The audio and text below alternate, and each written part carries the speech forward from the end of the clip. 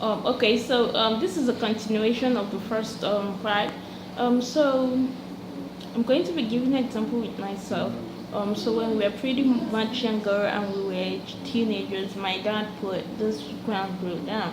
So if he wasn't at home and we needed to go visit anybody, our friends, someone in the neighborhood, then we had to write. There was a journal or diary where you would write where you're going to, the time you're leaving home, and the time you're coming back, and you're also going to sign on it.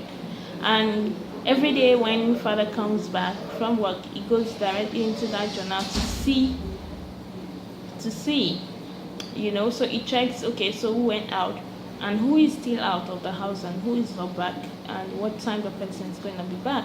And when you come back, and then let's say you come back later than the time you said you were going to come back, then is really going to be very furious. But then usually we just advise us to try to keep the time and try to keep to our words and try to make sure that we are safe. Everything he did was so that we're safe, so that we don't get into trouble and all of that. So that we are safe and we don't get into trouble and all of that. So you need to take responsibility for yourself, and you also owe your parents your whereabouts. Let them know where you're going at every point in time. This is for your safety. Should in case anything happens to you, your parents know who to trace, where to go find you, and how to help you. But then, how can you share, give, help, love, without being vulnerable, without being at risk? So a friend is a friend, and whatever relationship you get involved in, it must be a relationship that will help you. It must be a relationship that will empower you. So by relationship here we mean friendship. So whatever form of friendship you will be getting yourself involved in, please let it be a friendship that will empower you, a friendship that will make you a better person, a friendship that will help you. Do not get involved in a friendship where you learn bad attitudes, where you will mix up with other peers who instill bad ideas and bad characters into you. Do not get involved in a wayward friendship. Do not get involved in a wayward friendship. Remember, your peers, your friends form a community where you're easily influenced because you're always around them. And because you're always around them, the things that they do are bound to affect you. So this is very important. Now, who is your friend? So who is your friend? I want you to look around and scout for your friend. Ask yourself this question: who is my friend? And so I want you to describe your friend in a few words. Now I want you to write down about your friend. Let's say, for instance, your friend is Bolaji, or your friend is Rashida, or your friend is Musa, or your friend is Dami. Whoever your friend is, I want you to write down his or her name. And then in a few words, I want you to describe Dami or Bola or Musa. I want you to describe the person. And then when you've written that down, I also want you to write what value your friend adds to you. So this is the question: what value does my friend add to me? What value does Dami or Bolaji or Musa add to me, or John? What value do they add to me? I want you to write it down. So if you're in the company of your friend, of Musa or Dami or John or Bolaji or whoever your friend's name is, what value do they add to you when you're with them? So when you're hanging out with your friends, when you're chatting with your friends, when you're playing with your friends, what do you learn from them? What good things do they teach you? What good things happen when you're around your friends? What values do your friends add to you? Question 3 is, what does your friend do for you? What is it that your friend can do for you when you ask him or her for help? Is he able to do it for you without thinking twice? So what does your friend do for you? Write that down. I want you to write down what your friend does for you. Then I also want you to ask this question: what do you do for your friend? So what is that thing you do for your friend? When your friend needs help, are you quick to help? What is it that you do for your friend that your friend is happy? What are those things you do? What are the values you add to your friend? So what are the values that you add to your friend? So this is very important. What values do you add to your friend? So I want you to answer these questions and evaluate your friendship. And I want you to see if your friendship is empowering. So if being friends with John or being friends with Danny is adding value to you and making you a better person, you want to maintain the friendship. So see if your friendship is worth continuing, if it's worthy of your time, if it's worthy of your energy, if it's worthy of your commitment. See if that friendship is worth committing to and continuing.